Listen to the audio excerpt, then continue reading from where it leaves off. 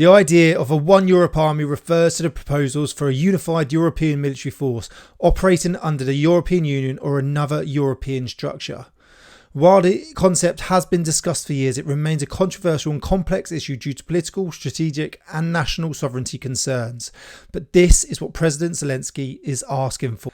I'm Craig, a former British Army soldier, and today we're just going to be covering over a few words that Zelensky has said this morning at the Munich Security Conference, saying he is calling for a European army, one army. What we'll do is we'll check out what he's got to say, and then we'll just cover over what my thoughts are, what the possible positives and negatives are of this.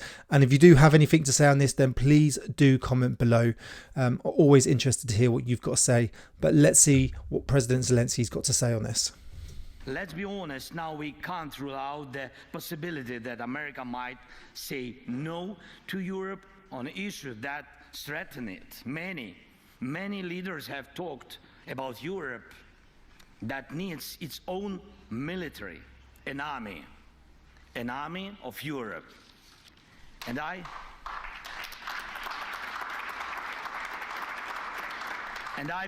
really believe that time has come. The armed forces of Europe must be created.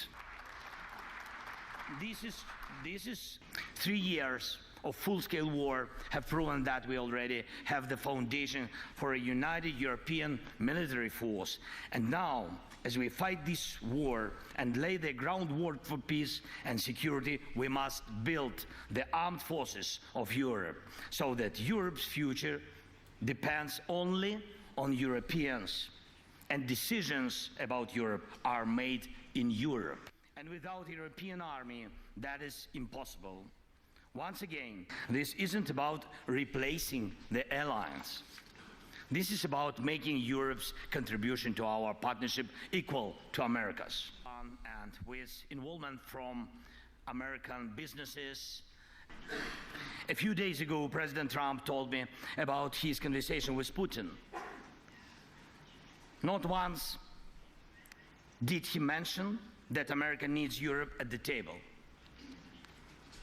That says a lot. The old days are over when America supported Europe just because it always had. And this is not just... So there you go, a one European army, which has been in discussion since the 1950s. It's been going around for a very long time. They had something called the European Defence Community. And I remember when I was serving, I served between 2006 to 2022, and it used to circulate around there, and lads would give their thoughts on what they thought of it. And the majority of people I spoke to were not keen on it. One, we want our own military that is controlled by the UK. We want our traditions. We want our British regiments, battalions. There was talks of us go into this European army. These are obviously just rumours, but go into a European army and then you'd have these European battalions and you'd lose your traditions. You'd lose the mercenaries. I know they've been amalgamated and broken down already. You'd lose PWRR. You would literally just have the infantry. You would just have the RAC like you do have now. And everyone would wear the RAC cap badge. Everyone would wear this infantry cap badge. A bit like the signals and artillery do. And you'd lose that personality and the traditions that you have. But there are some possible arguments in favour to a European army. We would have possibly less dependence on the US and NATO. We would be a unified force, which would reduce reliance on NATO, and it would allow Europe to defend itself independently. Possibly the EU could respond more quickly to security threats as well without having to get approval from NATO and Article 5. Possibly saving, costs, pooling military resources together, and you'd have a stronger European identity, which I don't really agree with. They're just possible arguments that you could put towards it. The issue you've got is currently we have the EU. Every country in the EU isn't exactly happy. Look at us, the UK. A few years ago, we decided to leave. So how do you make a European army when not every country is in the EU? Yes, we're part of the continent of Europe, but not everyone is currently together in alliance and agreement. So you can't really have a European army that everyone is a part of. Also, you just who's going to be in charge of this European army? Currently part of the EU. No one's actually voted in by the people to be in charge of the EU. They are just people who are selected, most probably people who get backhanders.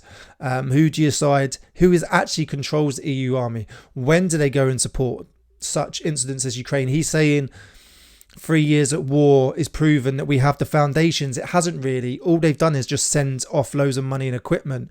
No one's gone in to help because Putin has just said if anyone comes in and backs Ukraine, we'll just increase our aggression. You know, we go further up the ladder. And it's exactly the same with the EU army. All he's going to say is, instead of NATO, if you send in the EU army, I'm just going to use this, I'm going to use that, I'm going to use that. Me personally, I don't think it would work against something like this. I think you're going to have massive issues as well with, like I'm talking about, lack of political unity. You've got sovereignty concerns as well. Many EU nations, particularly smaller ones, do not want to lose control over their own armed forces. That's what I mean. Who actually controls the armed forces? Do we lose these separate battle groups, these separate regiments, battalions? Do they just become one just so that they can be used and abused by the EU?